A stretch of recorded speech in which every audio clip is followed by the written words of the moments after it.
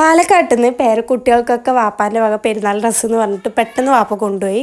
പോകുമ്പോൾ എനിക്ക് നല്ല തലവേദന ഉണ്ടായിരുന്നു. കാരണം ഓരോ ഭാഗത്തേക്കൊക്കെ പോയിട്ട് അങ്ങനെ പോയതും ജസൂക്ക് ആ ഒരു ഷർട്ട് വേണം പറഞ്ഞു. പിന്നെ ശരി വീട്ടിലേക്ക് ടീഷർട്ടാണല്ലോ എടുക്കുക. അപ്പോൾ ആ ഷർട്ട് എടുക്കാറ് ജസൂക്ക് ഇച്ചാപ്പാക്ക് കളർ ചേഞ്ചിൽ ഷർട്ട് എടുത്ത്, പിന്നെ റയാപ്പാക്കുള്ള ഡ്രസ്സും കാര്യങ്ങളൊക്കെ എടുത്ത്, പിന്നെ കുറച്ച് അപ്പൂസിനുള്ള ടോപ്പും കാര്യങ്ങളൊക്കെ നോക്കി അങ്ങനെ അവൾക്കുള്ളതും എല്ലാം പാടെടുത്ത് നമ്മൾ ഹാപ്പി ആയിട്ട് അവിടെ നിന്ന് അങ്ങനെ ഇറങ്ങി.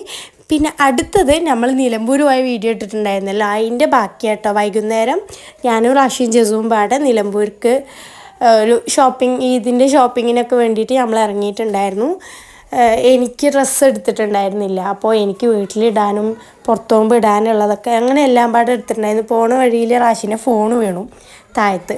അപ്പോൾ അതൊക്കെ എടുത്ത് നോക്കി കുറേ ചിരിച്ച് നേരെ നമ്മൾ ഈ ഷോപ്പിലേക്കാണ് പോയത്. അടിപൊളി കളക്ഷൻസ് ആട്ടോ ഈ ഷോപ്പിൽ, നല്ല അഫോർഡബിൾ പ്രൈസിന് അടിപൊളി. പിന്നെ കുട്ടികളുടെയൊക്കെ കളക്ഷൻസ് അടിപൊളിയായിട്ടുണ്ടായിരുന്നു. പിന്നെ നമ്മൾ കുറച്ച് കോട്ടൺ ചുരിദാറുകളൊക്കെ നോക്കിയിട്ടുണ്ടായിരുന്നു. അങ്ങനെ കോട്ടൺ ചുരിദാർ നോക്കുമ്പോൾ സെയിൽസ്മാൻ ഇല്ല, അവിടെ കുറേ തിരക്കായതുകൊണ്ട് റാഷി കുറച്ച് നേരം സെയിൽസ്മാനായി. പിന്നെ റാഷിൻ്റെ ബുദ്ധിമുട്ടും എഫേർട്ടും കണ്ട് ഒറിജിനൽ സെയിൽസ്മാനൊക്കെ വന്ന് പിന്നെ അങ്ങനെ നമ്മൾ ഡ്രസ്സൊക്കെ നോക്കി. പിന്നെ എനിക്ക് പറ്റിയൊരു ജീൻസ് എടുത്തിട്ടുണ്ടായിരുന്നു. ടോപ്പ് അത്ര കളക്ഷൻസ് ഉണ്ടായിരുന്നു തോന്നുന്നു. നമ്മൾ വരുമ്പോൾ കളക്ഷൻസ് ഇല്ല. താത്താക്കൊക്കെ ഇവിടെ നിന്ന് തന്നെ എടുത്ത് മൂത്തച്ചിക്ക് നല്ല കളക്ഷൻസ് ഉണ്ട് പറഞ്ഞിട്ട് വന്ന് നോക്കുമ്പോൾ കളക്ഷൻസ് കഴിഞ്ഞു എന്നാണ് തോന്നുന്നത്. അങ്ങനെ ജസൂക്ക് ഈ ഒരു ടീഷർട്ട് എടുത്തിട്ടുണ്ടായിരുന്നു. ഇക്കാകാൻ്റെ വക വേറെ ഡ്രസ്സ് എടുത്തിട്ടുണ്ടായിരുന്നു കേട്ടോ. അതെനിക്ക് വീഡിയോ എടുക്കാൻ പറ്റിയില്ല. പെരുന്നാളിന് അതിട്ടിട്ട് വീഡിയോ എടുക്കാം. പിന്നെ നമ്മളൊരു ടോപ്പ് നോക്കാൻ ഇതിൻ്റെ ഉള്ളിലേക്ക് പോയിട്ടുണ്ടായിരുന്നു. നോക്കുമ്പോൾ ടോപ്പ് വേണ്ട, കോഡ് സെറ്റ് എടുക്കാമെന്ന് പറഞ്ഞിട്ട് അങ്ങനെ ഈ ഒരു കോഡ് സെറ്റ് നോക്കുമ്പോൾ അതെനിക്ക് ഭയങ്കര ലൂസ്. പിന്നെ അത് വേണ്ടെന്ന് ഇതെടുക്കുക പറഞ്ഞിട്ട് ഈ ഒരു ഷെയ്ഡ് നോക്കി അടിപൊളിയായിട്ടുണ്ടായിരുന്നു. അങ്ങനെ അതൊക്കെ മേടിച്ച് നമ്മൾ നേരെ ഇറങ്ങി പർദ്ദ ഷോപ്പിലേക്ക്. കുറച്ച് ഷാളുകൾ എനിക്കും ഉമ്മാക്കും നോക്കാണ്ടായിരുന്നു.